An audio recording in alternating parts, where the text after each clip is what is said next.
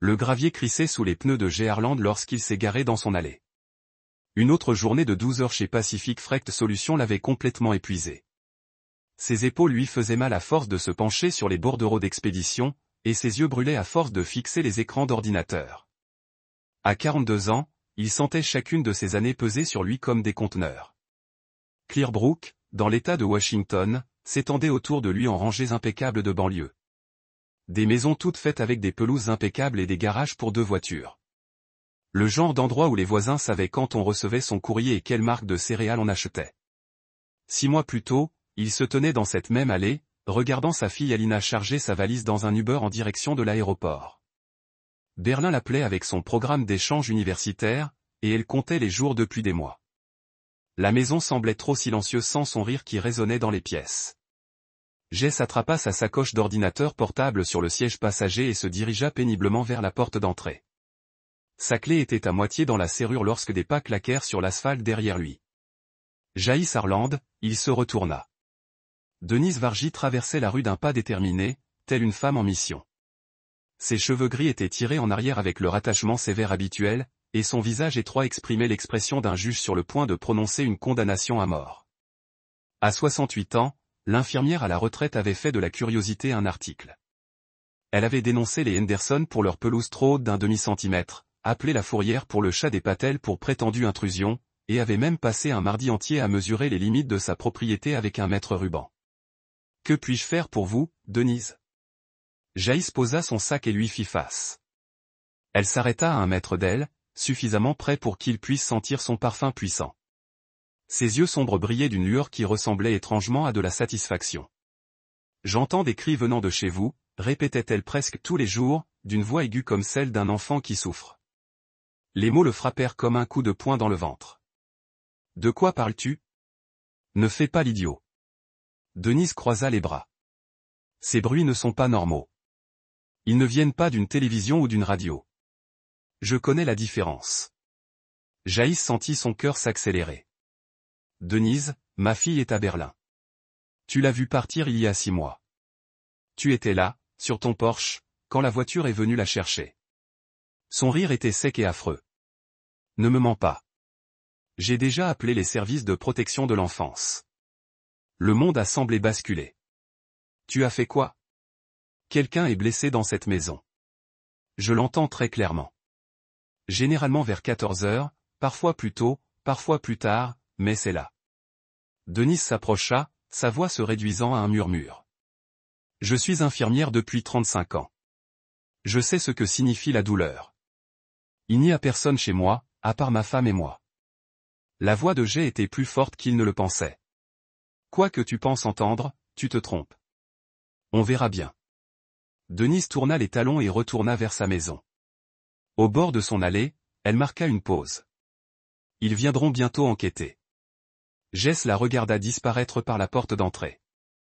Ses mains tremblaient tandis qu'il ramassait sa sacoche d'ordinateur. Service de protection de l'enfance. La phrase résonnait dans sa tête comme un battement de tambour. Il avait entendu des histoires sur ce qui se passait lorsque les services de protection de l'enfance s'en occupaient. De fausses accusations qui détruisaient des familles. Des enfants arrachés à des parents innocents. Des vies ruinées par des travailleurs sociaux trop zélés cherchant à justifier leur existence. La porte d'entrée s'ouvrit avant qu'il puisse utiliser sa clé. Que voulait-elle ? Leia se tenait dans l'embrasure de la porte, vêtue d'un pantalon de yoga et d'un pull trop grand. Ses cheveux blonds étaient tirés en arrière en une queue de cheval décoiffée et des cernes lui entouraient les yeux.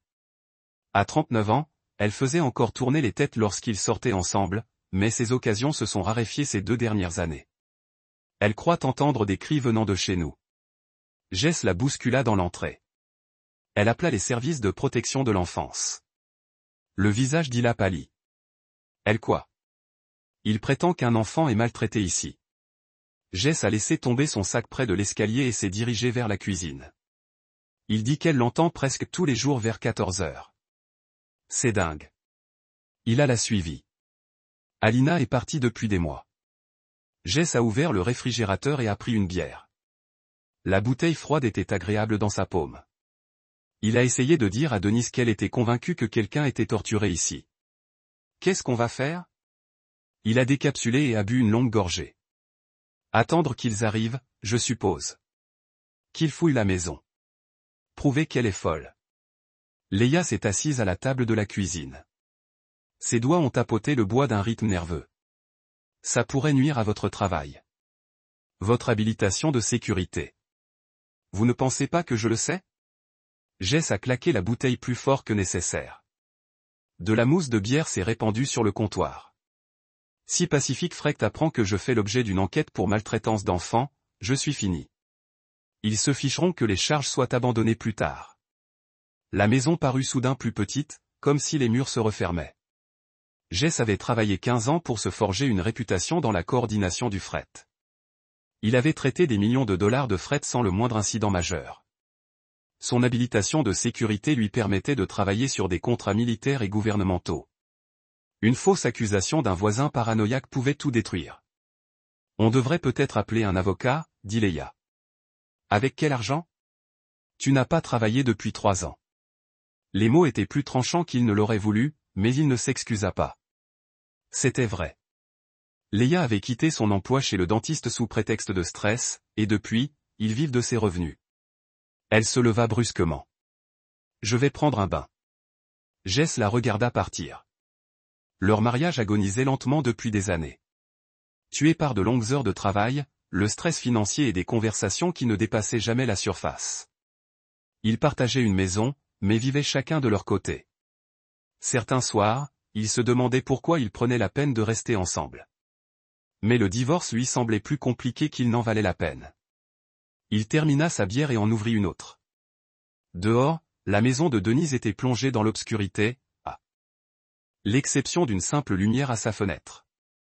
Elle était probablement là en ce moment même, en train de planifier son prochain déménagement.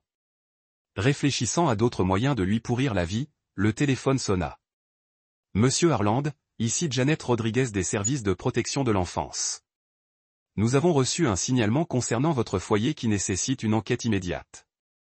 Nous effectuerons une visite à domicile dans les prochaines 48 heures. J'essaierai le téléphone plus fort. Quel genre de signalement? Je ne suis pas autorisé à discuter des détails par téléphone. Veuillez vous assurer que tous les membres du foyer sont présents lors de notre visite. Ma fille étudie à l'étranger. Elle est à Berlin depuis 6 mois. Il y eut un silence. Nous aurons besoin de documents à l'appui. Dossier scolaire, documents de voyage, tout ce qui prouve sa localisation actuelle, bien sûr. La voix de Jess sonnait creux à ses propres oreilles. Nous appellerons 1 heure avant notre arrivée.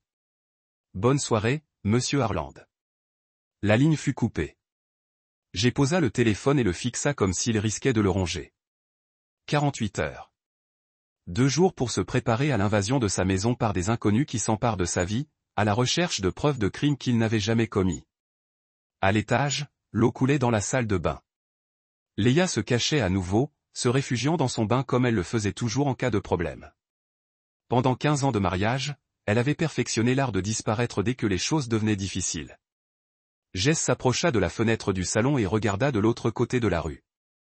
La silhouette de Denise passa devant sa fenêtre. Elle le regardait l'observer. Il comprit que tout cela n'était qu'un jeu pour elle. Elle avait trouvé un nouveau moyen d'exercer son pouvoir sur ses voisins. Et Jess était sa dernière victime. Mais il ne se laisserait pas faire sans un point de résistance. 2 jours plus tard, Jess arpentait le salon comme un animal en cage. Il avait pris une matinée de congé sous prétexte d'urgence familiale. L'ironie du sort ne lui avait pas échappé. Il avait imprimé tous les documents disponibles prouvant la localisation d'Alena, les documents d'inscription de l'université de Berlin, les copies de son passeport et de son visa, les échanges électroniques avec le coordinateur du programme d'échange. La pile de papier était posée sur la table basse, telle une pièce à conviction dans un procès. Il était 11 heures précises. Une berline blanche s'est garée dans son allée. Ils sont là. Il a appelé à l'étage. Léa est apparue en haut des escaliers. Elle était habillée avec soin pour l'occasion. Pantalon sombre, chemisier classique, coiffure impeccable et maquillage appliqué. On aurait dit qu'elle se rendait à un entretien d'embauche. Vous vous souvenez de notre discussion? Jaïs a dit, répondez simplement à leurs questions honnêtement. La sonnette a retenti. Jaïs a pris une grande inspiration et a ouvert la porte. 2 personnes se tenaient sur son porche. Une femme d'âge mûr aux cheveux bruns courts et un homme plus jeune portant une mallette. Tous deux arboraient le sérieux caractéristique des enquêtes sur les affaires de protection de l'enfance. Monsieur Harland, je suis Janet Rodriguez et voici mon collègue David Kim. Nous avons parlé au téléphone. Entrez. Jess s'est écarté. Ma femme Leia est également là. Ils sont entrés dans le salon, leurs yeux déjà à l'affût de signes de trouble. Janet Rodriguez a sorti une tablette et un stylet. David Kim posa sa mallette et l'ouvrit. Nous vous remercions de votre coopération, dit Janet. Nous comprenons que c'est stressant, mais nous devons prendre chaque signalement au sérieux. Je comprends. Jess fit un geste vers la pile de papier. Ce sont des documents prouvant que ma fille est à Berlin. Elle y est depuis août. David prit les papiers et les feuilleta. Ils ont l'air complets. Nous devrons vérifier les informations de manière indépendante. L'université a un site web. Vous pouvez les appeler directement. Nous le ferons. Janet regarda sa tablette. Le rapport que nous avons reçu indique des bruits d'un enfant en détresse provenant de cette résidence à plusieurs reprises. Plus précisément, Leia criait pour la première fois. C'est impossible. Il n'y a pas d'enfant ici. Madame Harland, à quand remonte la dernière fois que votre fille est venue dans cette maison? Le 15 août, le jour de son départ pour Berlin. La voix de Yaila était ferme, posée. Janet prit des notes sur sa tablette. Avez-vous entendu des bruits inhabituels dans la maison récemment? Quelque chose qui pourrait être confondu avec un enfant en détresse? Jess et Leia échangèrent un regard. Non, dit Jess. Rien de tel. Nous aimerions faire le tour de la maison, dit David. Procédure standard. Pendant les 30 minutes qui suivirent, ils fouillèrent chaque pièce. Ils ouvrirent les placards, regardèrent sous les lits, inspectèrent le sous-sol et le grenier. Ils examinèrent les serrures et les encadrements de portes. Ils prirent des photos de tout. Le point dans la chambre d'Alolina. Ils passèrent un temps supplémentaire à fouiller ses affaires. Son bureau contenait encore des manuels scolaires de sa dernière année de lycée. Des posters de villes européennes couvraient les murs. Des destinations qu'elle rêvait de visiter. Son lit était fait avec la même couette violette qu'elle avait depuis le collège. Quand avait-elle obtenu son diplôme d'études secondaires, demanda Janet. Il y a 2 ans. Jess répondit. Elle avait pris une année sabbatique pour travailler et économiser pour le programme d'échange. David photographia la chambre sous plusieurs angles. Quelqu'un d'autre a-t-il séjourné dans cette chambre depuis son départ? Personne. Leia s'entoura de ses bras. Nous ne l'avons même pas nettoyée. Nous voulions qu'elle soit exactement pareille à son retour pour Noël. Ils se dirigèrent ensuite vers le sous-sol. Jess les conduisit en bas de l'escalier en bois jusqu'à la salle de jeux aménagée. Une télévision était posée contre un mur, entourée d'un canapé et de 2 fauteuils inclinables. Dans un coin, le vélo d'appartement d'Ila prenait la poussière à côté d'un petit équipement de musculation. C'est ici que nous passons le plus clair de notre temps le soir, dit Jess. Janet fit le tour de la pièce, vérifiant les bouches d'aération et examinant les murs. Y a-t-il d'autres pièces ici? Un débarras et une buanderie. Jess ouvrit les 2 portes. Le débarras contenait des décorations de Noël, de vieux meubles et des cartons contenant les affaires d'enfance d'Alena. La buanderie contenait le chauffe-eau, la chaudière et le tableau électrique. David prit d'autres photos. Ils inspectèrent chaque recoin, chaque cachette potentielle. Ils ne trouvèrent rien, car il n'y avait rien à trouver. De retour à l'étage, Janet ferma sa tablette. Nous vous contacterons dès que nous aurons vérifié les documents concernant votre fille.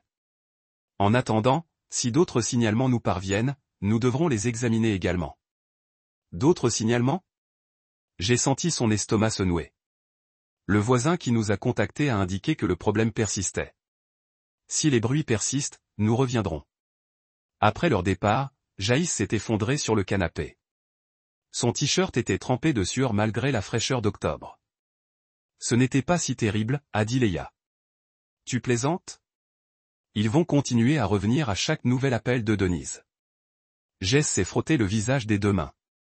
Elle nous observe à la loupe maintenant. Peut-être que les bruits cesseront. Peut-être qu'elle se désintéressera. Jess a regardé sa femme. Elle se rongeait les ongles, une habitude nerveuse qu'elle avait prise des années auparavant. Et s'il ne s'arrête pas? Et si elle continue d'appeler? Alors on s'en occupera. Mais la voix de Leia manquait de conviction. Ce soir-là, Jaïs a appelé sa fille. La connexion internationale était instable. Mais entendre la voix d'Alina l'a apaisée. Les services de protection de l'enfance sont venus à la maison. Elle a dit, « Papa, c'est dingue. » Denise croit entendre des cris.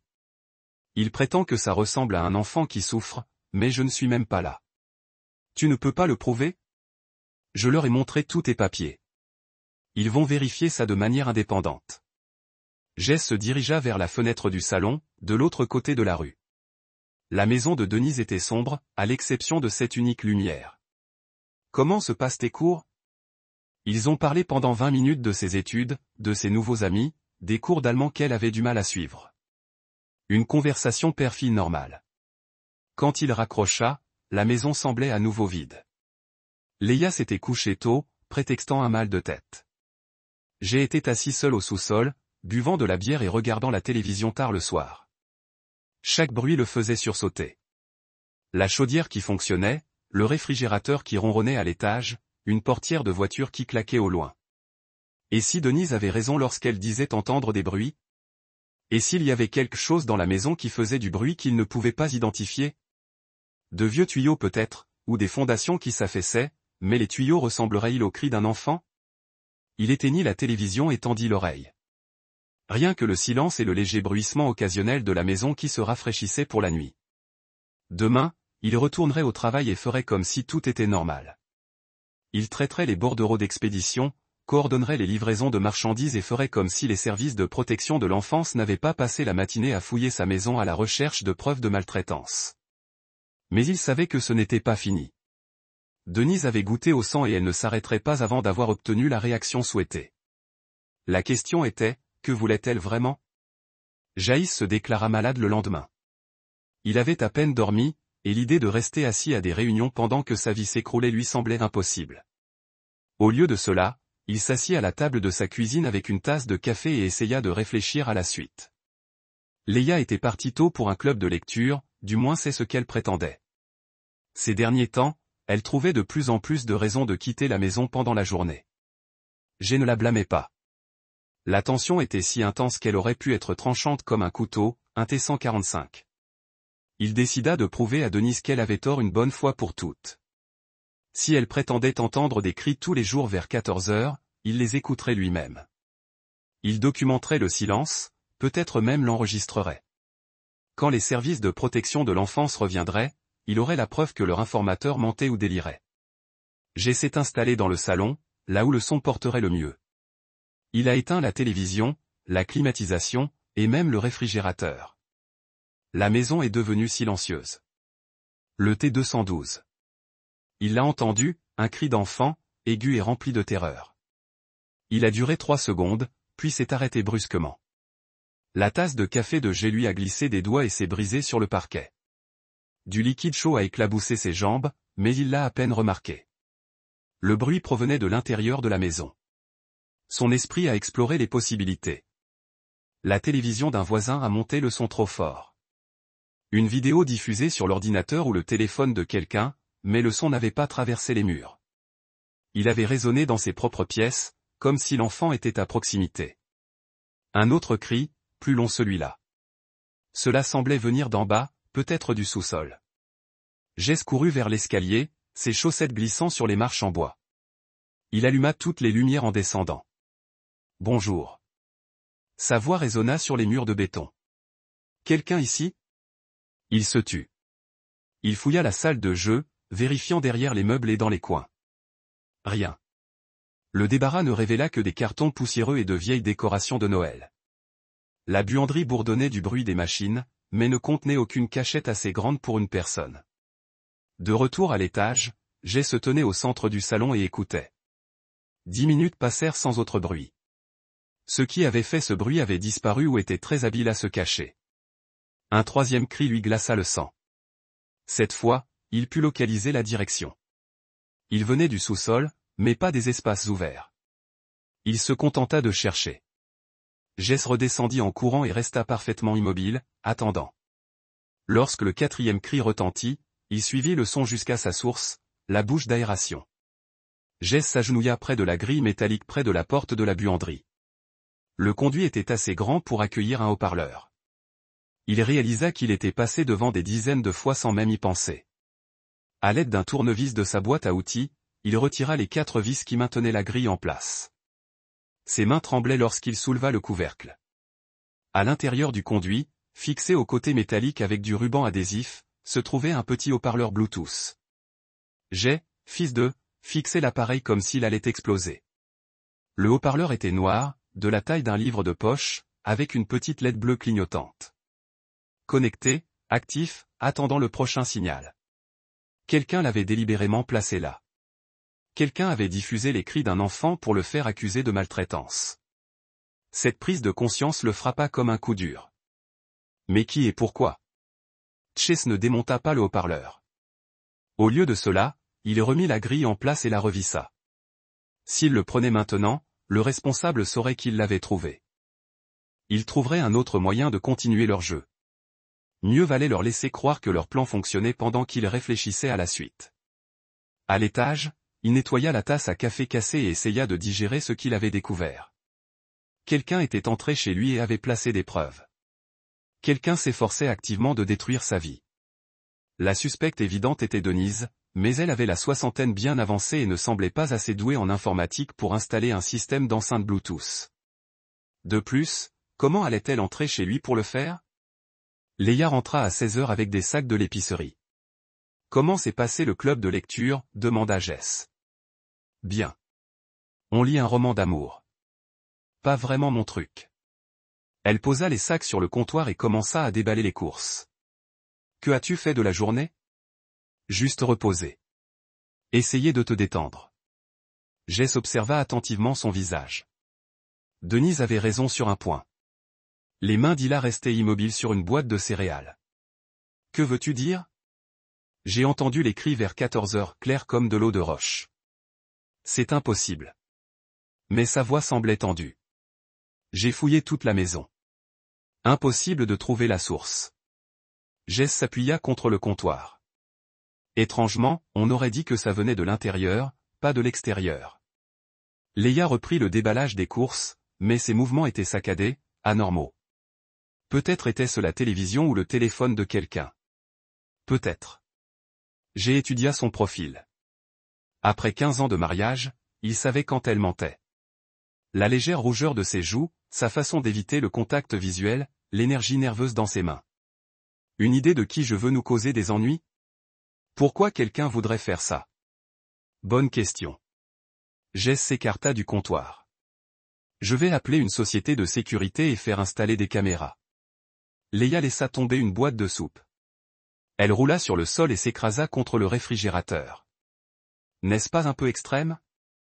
Vraiment? Quelqu'un essaie de me faire accuser de maltraitance infantile. Je dirais que des caméras, c'est le moins que je puisse faire. Ce soir-là, pendant que Leia prenait un autre de ses longs bains, Jess fit des recherches sur les systèmes de sécurité en ligne. Il lui fallait quelque chose de discret, quelque chose qui puisse enregistrer sans être visible. Si quelqu'un entrait chez lui pour manipuler des preuves, il voulait que cela soit documenté. C'est pourquoi, avant d'aller se coucher, il avait commandé un ensemble de caméras sans fil suffisamment petites pour se dissimuler dans des objets du quotidien. Elles étaient arrivées par livraison express le lendemain. Allongé dans le noir à côté de sa femme, Jaïs fixait le plafond et tentait de comprendre ce qui se passait. Quelqu'un avait accès à sa maison. Quelqu'un jouait avec lui. Quelqu'un voulait sa destruction. La question était, à qui profiterait sa chute? Les caméras arrivèrent l'après-midi suivant dans une simple boîte marron. Jess avait pris un autre jour de congé, prétextant un rendez-vous chez le médecin. Son supérieur n'avait pas remis en question sa décision, mais Jacès percevait l'inquiétude dans sa voix. S'absenter du travail 2 fois en une semaine ne lui ressemblait pas. Pendant que Leia faisait des courses, Jacès installa les appareils dans toute la maison. La caméra principale fut installée dans le couloir, près de l'escalier du sous-sol, déguisée en détecteur de fumée. Il installa une deuxième caméra, plus petite qu'une pièce de monnaie, dans un coin de la buanderie, offrant une vue dégagée sur la bouche d'aération. 2 autres furent placées dans le salon et la cuisine, cachées derrière des cadres. Chaque caméra était connectée sans fil à une application sur son téléphone. Il pouvait surveiller les flux en direct, visionner les enregistrements et recevoir des alertes en cas de détection de mouvement. L'installation prit 2 heures, mais une fois terminée, chaque pièce importante de la maison était sous surveillance. Jess ne mentionna pas les caméras à Leia à son retour. « Comment s'est passé votre rendez-vous » demanda-t-elle en posant son sac à main. « Un contrôle de routine. Tout va bien. » Il lui lava le visage pour observer une éventuelle réaction. « Le médecin dit que je dois réduire mon stress. Tu devrais peut-être prendre des vacances. Éloigne-toi du travail un moment. Je ne peux pas me le permettre. Pas avec tout ce qui se passe. » Cette nuit-là, Jess resta éveillé jusqu'à ce que la respiration de Yaila devienne profonde et régulière. Puis il se glissa hors du lit et descendit chercher son ordinateur portable. Les images des caméras montraient des pièces vides et des couloirs sombres. La détection de mouvement était active. Si quelqu'un entrait dans la maison, il le saurait immédiatement. Le lendemain matin, il partit travailler à son heure habituelle, mais se gara 3 pâtés de maison plus loin et fit demi-tour à pied. Il se posta de l'autre côté de la rue, dans l'abri de jardin de Madame Patterson, qui lui indiqua qu'il pouvait l'utiliser pour ranger ses outils de jardinage. Par la petite fenêtre, il avait une vue dégagée sur sa propre maison et celle de Denise, à côté, au 1030. Son téléphone vibra, une alerte de mouvement retentit. Jess ouvrit l'application appareil photo et regarda Leia descendre au sous-sol. Elle se dirigea directement vers la buanderie, vérifia quelque chose près de la bouche d'aération, puis sortit son téléphone et envoya un SMS.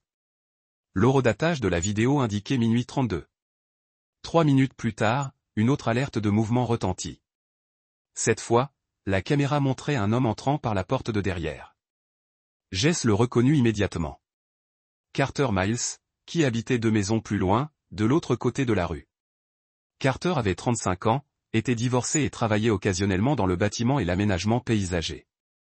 Il avait emménagé dans le quartier 8 mois auparavant et s'était rapidement forgé une réputation de voisin sympathique, toujours disponible pour des petits travaux.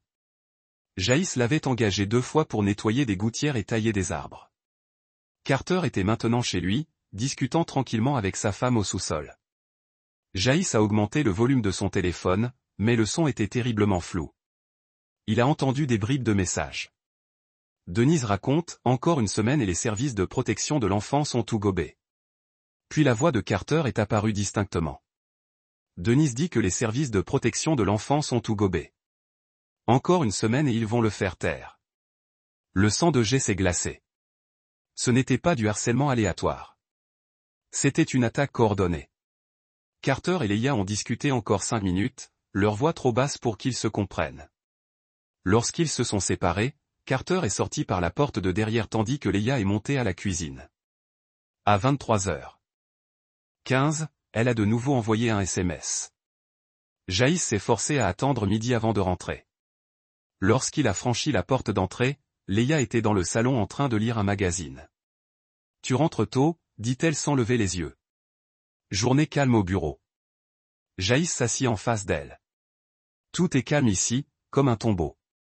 J'irai peut-être voir ma sœur cet après-midi. » Laquelle? Jacès savait qu'elle n'avait pas de sœur. Ma cousine Jennifer à Tacoma. Leia tourna une page de son magazine. Peut-être rester dîner. Encore un mensonge. Jess hocha la tête et alla à la cuisine préparer un sandwich. Ses mains étaient fermes, mais son esprit s'emballait. Leia et Carter travaillaient ensemble. Quel était leur but? Qu'espérait-il gagner en le détruisant? Cet après-midi-là, alors que Leia était censée rendre visite à sa cousine imaginaire, Jacès visionna toutes les images des caméras des 3 derniers jours. Ce qu'il découvrit lui noua l'estomac. Carter était entré dans la maison 6 fois. Il entrait toujours par la porte de derrière, toujours quand Jess était au travail. Parfois, il restait 20 minutes, parfois plus d'1 heure. Dans une vidéo, lui et Lila étaient clairement intimes, s'embrassant dans la cuisine comme des adolescents. Sa femme avait une liaison. La trahison le frappa plus durement qu'il ne l'avait prévu. Leur mariage était froid depuis des années, mais il n'avait jamais imaginé qu'elle le tromperait. Plus important encore, il n'avait jamais imaginé qu'elle le piégerait pour maltraitance infantile afin de brouiller les pistes, mais cela n'expliquait toujours pas le rôle de Denise dans tout cela. Jaïs fit des recherches en ligne et découvrit que Denise Vargy et Carter Miles portaient le même nom de famille avant le mariage de Denise. Les registres fonciers indiquaient que le contact d'urgence de Carter était des Vargy, avec l'adresse de Denise. Ils étaient de la même famille, probablement cousins. Les pièces du puzzle commençaient à s'assembler. Denise portait les accusations. Lilo introduisait les preuves. Carter coordonnait les deux. Mais quel était leur mobile? Qu'espérait-il obtenir?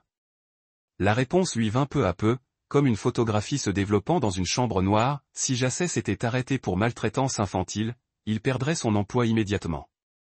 Son habilitation de sécurité serait révoquée. Il serait inemployable dans son domaine, et peut-être même nulle part ailleurs. Leia pourrait divorcer et prétendre avoir été une victime innocente de ses abus. Elle récupérerait la maison, son épargne retraite, tout ce qu'ils avaient construit ensemble, et elle serait libre de repartir à zéro avec Carter. Ce soir-là, Jay était assis seul dans son sous-sol, faisant semblant de regarder la télévision tandis que son monde s'écroulait autour de lui. À l'étage, Leia fredonnait dans la cuisine en préparant le dîner, se comportant comme une épouse dévouée, jouant son rôle à la perfection. Son téléphone vibra, une nouvelle alerte de mouvement retentit. La caméra du sous-sol montrait Lilo se dirigeant vers la buanderie. Cette fois, Jess était prêt. Il coupa le son de la télévision et écouta attentivement. 20h12 précise. Les cris recommencèrent, mais il savait maintenant qu'ils provenaient de l'enceinte Bluetooth cachée dans la bouche d'aération, et il savait qui la contrôlait. La question était, qu'allait-il faire?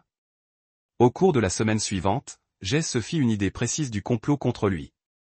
Il avait instauré une routine, partir travailler à l'heure habituelle, se garer à quelques pâtés de maison de là et revenir surveiller sa maison depuis l'abri de jardin de Madame Patterson.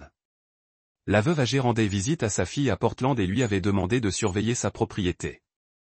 La surveillance révélait un schéma récurrent. Tous les mardis et jeudis, Carter arrivait chez Jaïs dans les 20 minutes suivant le SMS de Leia. Il disparaissait au sous-sol pendant 40 minutes à 1 heure. Puis Carter sortait par la porte de derrière.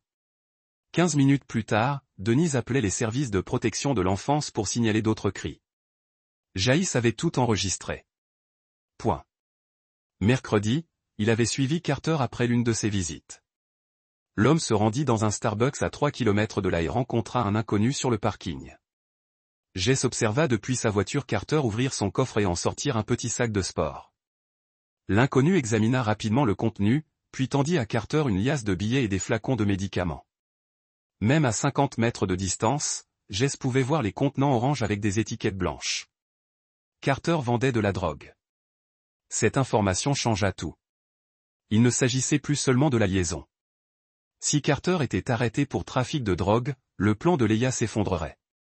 Elle perdrait son partenaire et sa protection. Denise perdrait son homme de main. Jess rentra chez lui et passa la soirée à faire des recherches sur Carter Miles. Les archives publiques indiquaient un historique d'emploi temporaire, 2 adresses précédentes dans différents états et un dépôt de bilan datant de 3 ans. Aucun casier judiciaire, mais cela ne signifiait pas qu'il était clean. Le jeudi matin apporta une nouvelle révélation. Jess visionnait les images d'une caméra lorsqu'il remarqua quelque chose en arrière-plan d'une vidéo. Pendant que Carter et Leia discutaient au sous-sol, un scanner de police crépitait de bavardages provenant de la buanderie. Carter écoutait les fréquences de la police. Cela expliquait comment il savait toujours quand il était sûr d'entrer dans la maison. Il guettait les voitures de patrouille dans le quartier, chronométrant ses visites pour éviter d'être repéré. Mais cela révéla aussi une autre faiblesse. Si Carter était si prudent pour éviter la police, il était certainement impliqué dans quelque chose d'illégal au-delà des fausses plaintes pour abus. Vendredi après-midi, Jaïs se fit à nouveau porter malade et suivit Carter à 3 endroits différents. D'abord, une femme d'âge moyen dans une berline, puis un jeune homme dans une Honda Civic. Enfin, une femme avec 2 jeunes enfants qui avaient rencontré Carter sur le parking d'une épicerie. Chaque transaction suivait le même schéma. Carter s'approchait du véhicule de l'acheteur, lui tendait un petit sac ou une bouteille, et recevait de l'argent en échange. Il traitait avec une clientèle d'habitués, des gens qui lui faisaient suffisamment confiance pour le rencontrer dans des lieux publics. La 3e transaction donna une idée à Jason. La femme avec enfant avait l'air respectable, bien habillée, conduisait un SUV récent, probablement une mère de famille de banlieue devenue accro aux analgésiques sur ordonnance. Elle était aussi le genre de personne qui coopérerait avec la police si cela permettait de protéger ses enfants d'accusations de trafic de drogue. Jess nota son numéro de plaque. d'immatriculation et décida de l'utiliser plus tard si nécessaire. Ce soir-là, il confronta Leia indirectement. « J'ai pensé à notre mariage, dit-il au dîner. » Leia leva les yeux de sa salade. « Et alors ? Vaut-il la peine de l'économiser ? Devrions-nous tout simplement tout laisser tomber et passer à autre chose ?» Son visage est resté neutre, mais celui de Jay a capté l'éclair d'intérêt dans ses yeux. « C'est une décision importante, n'est-ce pas ? Nous ne sommes pas heureux depuis des années. Peut-être que nous ferions mieux tous les deux de recommencer. Et la maison ? Nos finances ? » C'était là. C'était la vraie question qu'elle voulait poser, mais elle ne le pouvait pas sans révéler ses véritables motivations. « Nous partagerions tout équitablement, a déclaré Jess. Divorce standard 50-50e. La fourchette d'Ila s'arrêta à mi-chemin de sa bouche. Même si une personne était davantage responsable des problèmes du mariage. Que veux-tu dire ?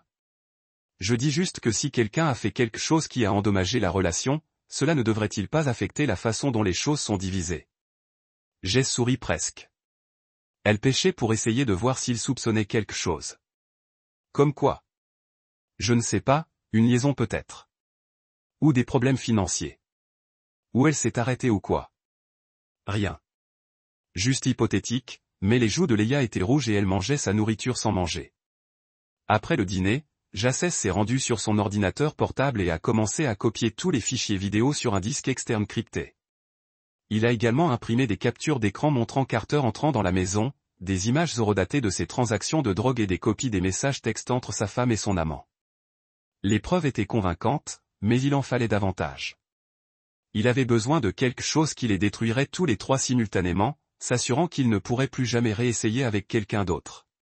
Samedi matin, pendant que Leia dormait, Jaïs a appelé l'université de Berlin et a parlé avec le conseiller académique d'Alena. La conversation portait apparemment sur les progrès de sa fille, mais il a également confirmé son inscription continue et a fourni des documents supplémentaires sur sa présence en Allemagne. Lorsque le CPS reviendrait et qu'il reviendrait, il aurait la preuve irréfutable que leur principal témoin mentait. Mais il ne se contentait plus de simplement prouver son innocence. Ces gens avaient essayé de détruire sa vie pour de l'argent et du sexe. Ils l'ont terrorisé dans sa propre maison, l'ont fait douter de sa santé mentale et ont failli lui coûter sa carrière. Il était maintenant temps de lui rendre l'appareil. Dimanche après-midi, j'ai été assis dans son bureau à domicile et planifié leur destruction avec la même précision méthodique qu'il utilisait pour coordonner les expéditions de fret. 3 cibles, 3 faiblesses différentes, 3 frappes coordonnées qui les abattraient toutes d'un coup. Carter était la clé. Il commettait plusieurs délits dans le cadre de son trafic de drogue. Et il n'y a pas prêté attention. Les médicaments sur ordonnance qu'il vendait avaient probablement été volés sur ses chantiers de construction. Les travailleurs avaient souvent des restes d'analgésiques résultant d'accidents du travail. Et Carter avait accès à leurs casiers et caravanes. Mais le trafic de drogue à lui seul ne suffisait pas. Jess devait relier les activités illégales de Carter au complot contre lui. Cela impliquait de faire coïncider la descente de police avec l'une des visites de Carter à la maison. Denise était la cible la plus facile. Déposer de faux rapports auprès des services de protection de l'enfance était un crime, et Jaïs avait documenté les preuves de ses mensonges. Mais elle était aussi la plus susceptible de se retourner contre ses complices si on lui faisait pression. Elle avait 68 ans et n'avait aucun casier judiciaire. La perspective d'une peine de prison la terrifierait. Leia était la joker. L'adultère n'était pas illégal et prouver le complot serait difficile sans la coopération des deux autres. Mais elle s'était également rendue vulnérable en participant à la tromperie. Si Carter et Denise tombaient, elle se retrouverait avec le sac. Jess avait besoin d'une stratégie qui les montrait l'un contre l'autre. Il a commencé par la recherche. Au cours des 3 jours suivants, il a appris tout ce qu'il pouvait sur les 3 cibles. Dossier de propriété, antécédents professionnels, documents financiers, profils de réseaux sociaux. Il a construit des dossiers détaillés sur chaque personne, recherchant les points de pression et les vulnérabilités. Denise était mariée à Robert Vargas depuis 41 ans jusqu'à sa mort d'un cancer il y a 2 ans.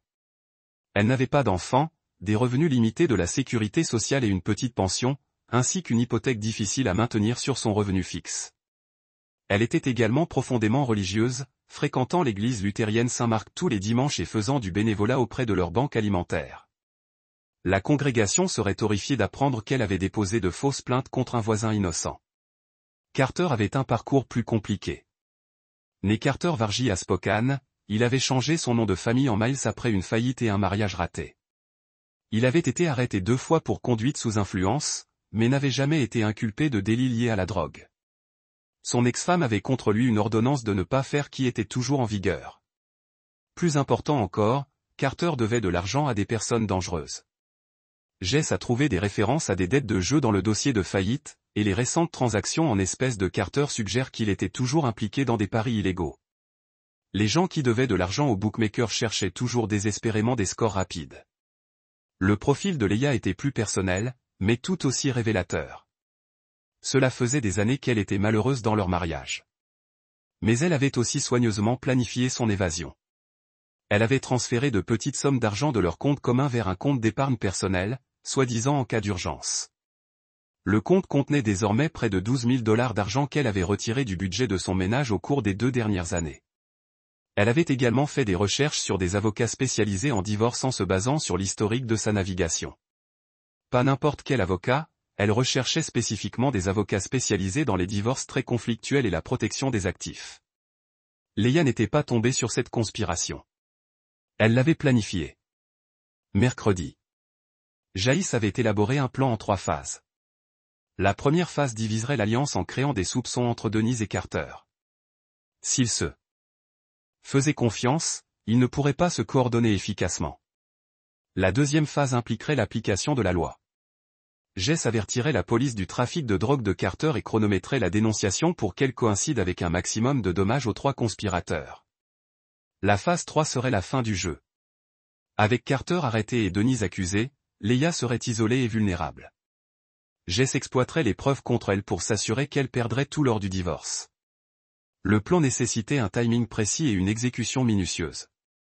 Une erreur pourrait les alerter sur sa connaissance du complot, mais Jason avait passé 15 ans à gérer une logistique complexe. Il savait comment coordonner plusieurs éléments mobiles vers un seul objectif. Et son objectif était la destruction simple, complète et totale de tous ceux qui avaient tenté de le détruire. Jeudi soir, il a mis la phase 1 en émotion. Jaïs surveillait la routine de Carter depuis 2 semaines. Tous les jeudis soirs, Carter se rendait à la Murphy's Tavern sur la 5e rue pour jouer au billard et boire de la bière. Il restait généralement jusqu'à l'heure de fermeture, puis rentrait chez lui en dépit d'être légalement en état d'ébriété. À l'aide d'un téléphone portable prépayé acheté en espèces, j'ai envoyé des messages textes anonymes à 3 femmes différentes avec lesquelles Carter avait été vu en ville. Les messages étaient identiques. Je pensais que tu devrais savoir que Carter Miles te trompe avec plusieurs femmes. Il était avec Denise Vargas hier après-midi chez elle, rue Maple. Je les ai vus à travers la fenêtre. Désolé d'être porteur de mauvaises nouvelles. En moins d'1 heure, des appels téléphoniques en colère illuminaient le téléphone portable de Carter. Jess regardait depuis sa voiture devant la taverne Murphy pendant que Carter sortait pour prendre les appels. Son langage corporel devenait de plus en plus agité à chaque conversation. Le 3e appel a duré 15 minutes. Lorsque Carter est revenu au bar, il a immédiatement commandé un double whisky et a commencé à téléphoner lui-même. La phase 1 fonctionnait parfaitement. Vendredi matin, Jaïs a regardé Carter traverser la rue jusqu'à la maison de Denise. Grâce à l'application appareil photo de son téléphone, il pouvait voir la confrontation se dérouler dans son propre salon pendant que Lilo regardait depuis la fenêtre.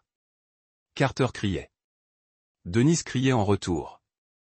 Leur partenariat se brisait exactement comme Jaïs l'avait espéré. Il était maintenant temps de passer à la phase 2. Vendredi après-midi. Alors que Carter et Denise étaient toujours en colère l'un contre l'autre, Jaces a intensifié la guerre psychologique. Il a acheté un programme de retouche photo de haute qualité et a passé 2 heures à créer des images compromettantes de Carter avec différentes femmes dans divers endroits de Clearbrook. Les photos n'étaient pas pornographiques, juste assez intimes pour suggérer une relation amoureuse. Carter tenant la main d'un roux devant l'épicerie. Carter embrasse une brune dans le parc. Carter embrassant une femme blonde dans le parking d'un restaurant. Jess a imprimé les photos sur du papier de haute qualité et les a envoyées de manière anonyme à l'adresse de Denise. Il a inclus une note dactylographiée. Votre cousin se moque de vous. Il a des femmes partout en ville et il se moque de la facilité avec laquelle vous êtes manipulé. Réveillez-vous. Pour rendre la tromperie plus convaincante, il a également envoyé une photo de Carter avec Leia, une véritable capture d'écran de ces images de sécurité les montrant s'embrassant dans sa cuisine, mais il l'a recadré pour supprimer tout élément d'identification de la maison, donnant l'impression qu'ils avaient été photographiés ailleurs. La touche finale était un faux reçu provenant d'une bijouterie montrant que Carter avait acheté un collier coûteux le jour même où il était censé aider Denise dans sa stratégie CPS. Le reçu était adressé à Jessica Monroe, un nom inventé par Jasses. Dimanche matin, Jasses a regardé Denise récupérer l'enveloppe de sa boîte aux lettres. Grâce à des jumelles, il pouvait voir son visage changer alors qu'elle examinait le contenu. D'abord la confusion, puis la colère, puis ce qui ressemblait à un chagrin. Denise a immédiatement appelé Carter. Jaïs ne pouvait pas entendre la conversation, mais il pouvait voir les deux participants à travers leurs fenêtres.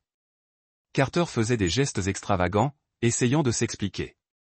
Denise brandissait les photos, exigeant des réponses. L'appel s'est terminé brusquement lorsque Denise a raccroché.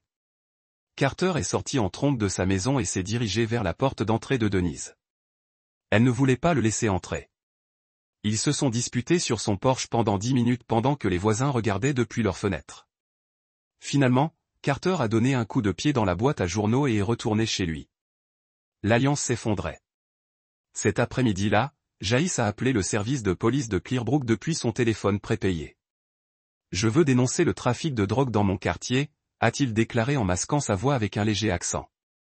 Un type nommé Carter Miles se trouve sur Maple Street et vend des pilules dans sa voiture. Pouvez-vous fournir des informations plus précises? Le répartiteur a demandé. Il rencontre les clients dans les parkings. Starbucks sur Wilson Boulevard, épicerie sur Main Street, généralement vers 14 ou 15 heures. Il conduit une camionnette Ford bleue. Avez-vous été témoin de ces transactions personnellement? Plusieurs fois. Il n'essaie même pas de le cacher. Il porte toujours un sac de sport. Il échange toujours quelque chose contre de l'argent. Le répartiteur a noté tous les détails et a assuré lundi matin, Jaïs a appelé les services de protection de l'enfance. Je dois signaler de fausses accusations contre une famille innocente, a-t-il déclaré, en utilisant un faux accent différent. Une femme nommée Denise Vargas a appelé pour de faux rapports sur son voisin. La famille qu'elle cible n'a même pas d'enfants à la maison. C'est une allégation sérieuse. Pouvez-vous apporter des preuves? La fille qui, selon elle, est maltraitée étudie en fait en Allemagne. Cela fait des mois. Denise le sait mais continue quand même d'appeler. Je pense qu'elle essaie de les harceler pour des raisons personnelles. Nous enquêterons immédiatement sur ces allégations. Mardi a apporté la percée que Jaïs attendait. Son téléphone a sonné avec une alerte de mouvement à 13h47. Carter entrait par la porte arrière exactement comme prévu. Mais cette fois, Jasses était prête. Il a appelé le 911 depuis son téléphone portable. Je dois signaler une effraction en cours, dit-il de sa voix normale. Quelqu'un vient d'entrer chez moi par la porte arrière alors que j'étais au travail. Je peux les voir sur ma caméra de sécurité. Êtes-vous sur place maintenant? Non, je suis dans mon bureau, mais je vois l'intrus se déplacer dans mon sous-sol. Veuillez envoyer les unités immédiatement. Jess leur a donné son adresse et est resté en ligne pendant qu'il se dirigeait vers chez lui. Il voulait arriver en même temps que la police, jouant le rôle d'un propriétaire inquiet revenant et trouvant sa maison violée, mais il voulait également surprendre Carter et Leia en train de préparer leurs fausses preuves. Le timing a parfaitement fonctionné. Jaïs s'est garé dans son allée au moment où 2 voitures de police arrivaient. Grâce à son application téléphonique, il pouvait voir Carter et Leia dans le sous-sol, ignorant apparemment que leur monde était sur le point de s'effondrer. « Officier, Dieu merci, vous êtes là », a déclaré Jess en sortant de sa voiture.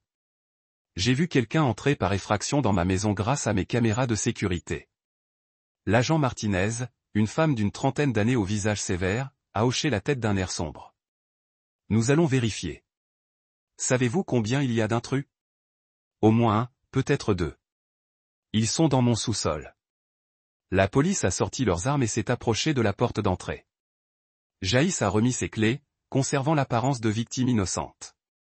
Restez ici pendant que nous nettoyons la maison. L'agent Martinez a demandé. Jess a attendu sur sa pelouse en regardant les voisins se rassembler pour rester bouche bée devant l'excitation. Denise se tenait sur son porche, son visage pâle avec ce qui semblait être une prise de conscience croissante. 8 minutes plus tard, les policiers sont apparus avec Carter et des menottes. Nous l'avons trouvé dans votre sous-sol avec un sac de médicaments sur ordonnance. Officer Martinez reported. There's also a woman inside who claimed to live here. That is my wife. Jaïs's voice carried just the right note of confusion. What was she doing down there with him? You need to ask her that yourself. A Carter was loaded into the police car, a cocked sight of Jess enter his me. Carter's expression was pure hatred, but also defeat. He knew and had been outmaneuvered. The next few hours were a whirlwind of activity.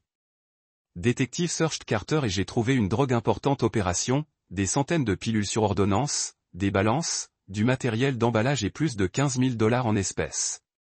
Ils ont également trouvé le scanner de la police et des notes détaillées sur les horaires des patrouilles dans le quartier.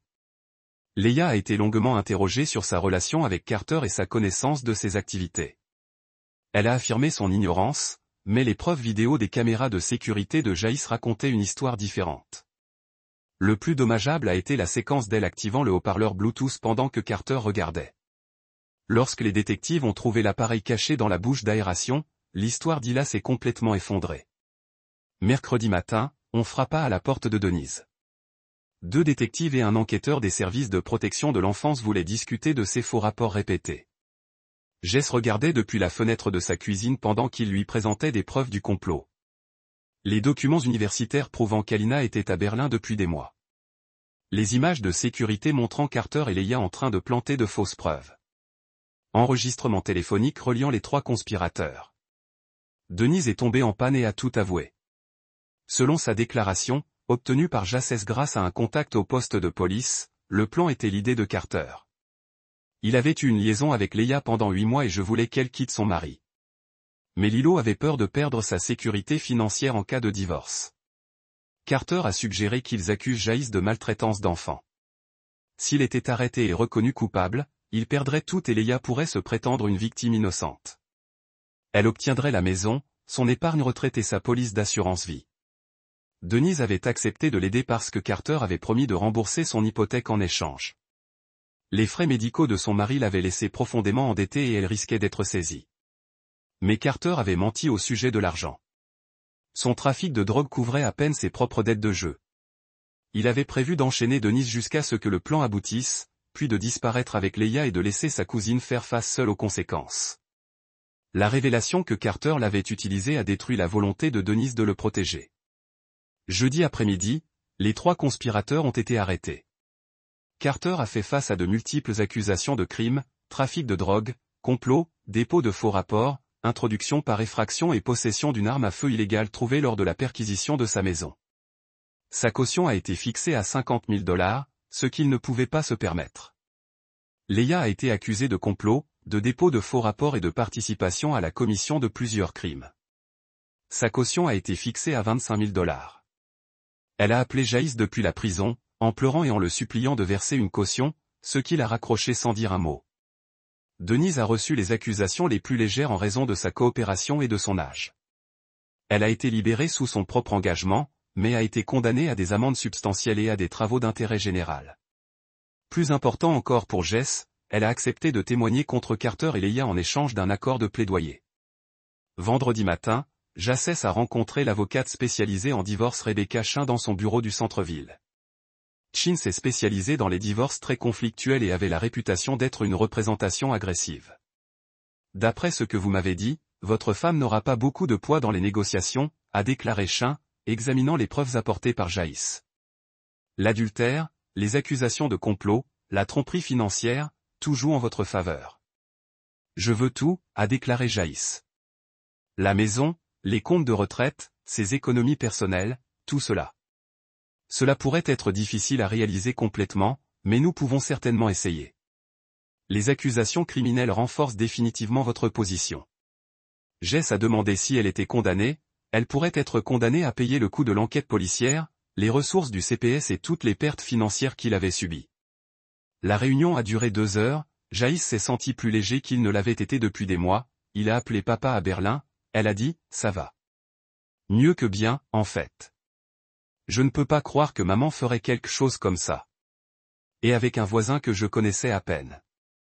Jason a décidé de dire la vérité à Alina surtout. Elle avait 20 ans, assez vieille pour comprendre que le mariage de ses parents avait été brisé bien avant que Carter n'entre en scène. Les gens font des choix, a-t-il dit. Ta mère a fait le sien. Elle doit désormais vivre avec les conséquences. Ira-t-elle en prison? Probablement. Pendant un moment. Quoi qu'il en soit, ils ont parlé pendant 1 heure de l'avenir.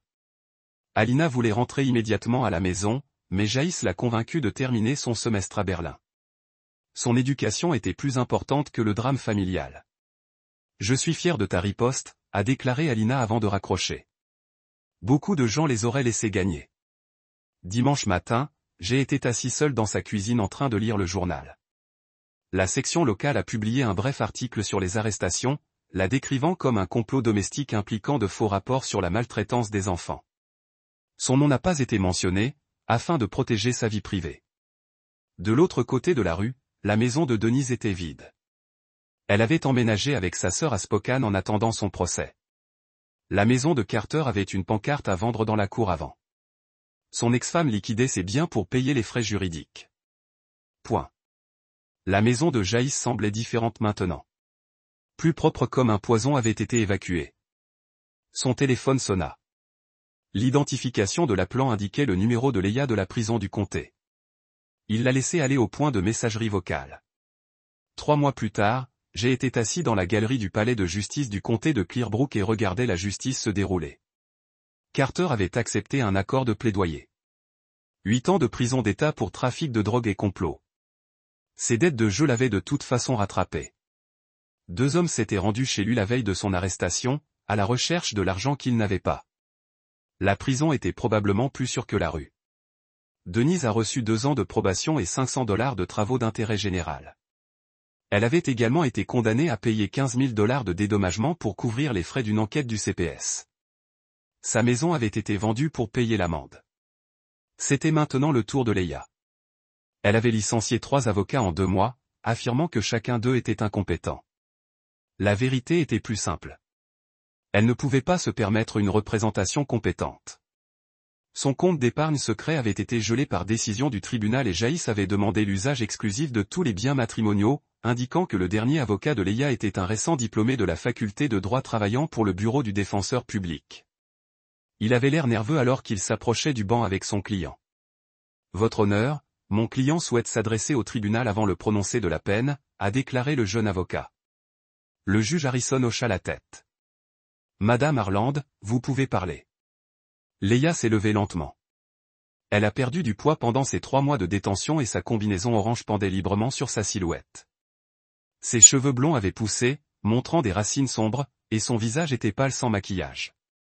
Je veux m'excuser auprès de tous ceux que j'ai blessés, a-t-elle commencé, sa voix à peine audible. À mon mari, à ma fille, aux travailleurs des services de protection de l'enfance qui ont perdu du temps avec mes mensonges. Elle s'est tournée vers la galerie et a trouvé les yeux de Jaïs. Il a croisé son regard.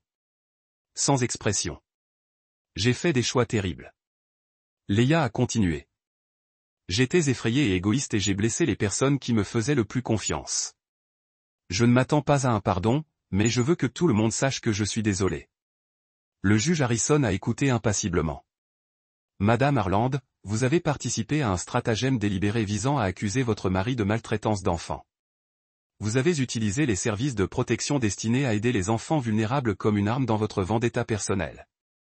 Il a hocha la tête, les larmes coulant sur son visage. Je vous condamne à 4 ans de prison d'État, suivi de 3 ans de probation sous surveillance. Vous rembourserez également intégralement à votre mari ses frais juridiques, sa perte de salaire et sa détresse émotionnelle. Le montant total est de $47 836. Le marteau tomba avec un craquement sec. Un silo a été emmené menotté. Elle regarda Jess une fois de plus.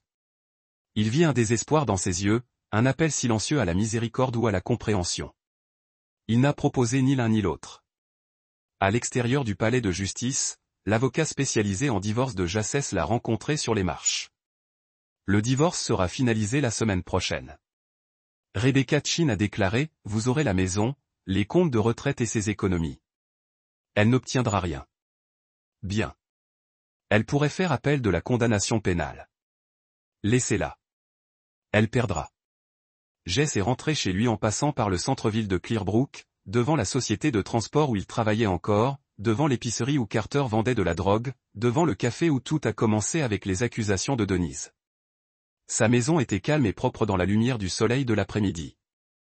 De nouvelles serrures sur toutes les portes. Un nouveau système de sécurité avec des caméras visibles. Le haut-parleur Bluetooth avait été retiré de la bouche d'aération et remis à la police comme preuve. À l'intérieur, il s'est versé lui-même. Il prit une bière et s'assit à la table de la cuisine avec les papiers du divorce. Tout lui appartenait désormais. La maison, les comptes en banque, même la voiture de Leia. Elle avait perdu tout ce qu'elle avait essayé de lui voler. Son téléphone sonna. Alina appelait de Berlin. « Papa, j'ai vu les nouvelles concernant la condamnation. Comment te sens-tu » ? « Satisfait, dit Jaïs avec honnêteté. Justice a été rendue. Penses-tu pardonner un jour à maman ? Jaïs réfléchit à la question. Le pardon était censé être libérateur, selon les livres. D'auto-assistance étaient les thérapeutes. Mais certaines trahisons étaient trop profondes, trop calculées, trop destructrices pour mériter le pardon. Non, dit-il finalement. Certaines choses ne peuvent être pardonnées. Et certaines personnes ne le méritent pas. Cela semble dur. Elle a essayé de détruire ma vie pour de l'argent et du sexe. Elle m'aurait laissé aller en prison pour des crimes que je n'avais pas commis. Elle aurait ruiné ta famille, ton avenir, tout ce que nous avons construit ensemble. La voix de Jaïs était calme. En fait, ce n'est pas le genre d'erreur qu'on pardonne. C'est le genre de mal dont vous veillez à ce qu'il ne se reproduise plus. Après avoir raccroché, Jacès a parcouru sa maison pièce par pièce. Au sous-sol, il se tenait là où Carter et Leia avaient planifié sa destruction. La bouche d'aération avait été réparée, repeinte, refaite à neuf. À l'étage, il regarda par la fenêtre de devant les maisons vides de l'autre côté de la rue. La maison de Denise serait bientôt vendue pour payer ses dettes légales. La maison de Carter avait déjà une pancarte de vente dans la cour. De nouveaux voisins déménageraient. Et éventuellement, peut-être une jeune famille avec des enfants qui ont besoin de la protection des services de protection de l'enfance. Peut-être un couple de personnes âgées à la recherche d'un endroit calme pour prendre sa retraite. Qui qu'il soit, il vivrait à côté d'un homme qui aurait appris une leçon importante. Quand quelqu'un essaie de vous détruire, vous ne vous contentez pas de vous défendre. Vous vous assurez qu'ils ne pourront plus jamais réessayer. Jess ouvrit une bière et s'assit dans son salon, entouré de la paix qu'il s'était battu pour préserver. À l'extérieur, Clearbrook poursuivait sa tranquille existence de banlieue, ignorant que justice avait été rendue dans la maison de Maple Street. Et chaque fois qu'il se souvenait du regard de Leia alors qu'elle était emmenée menottée, Jess souriait.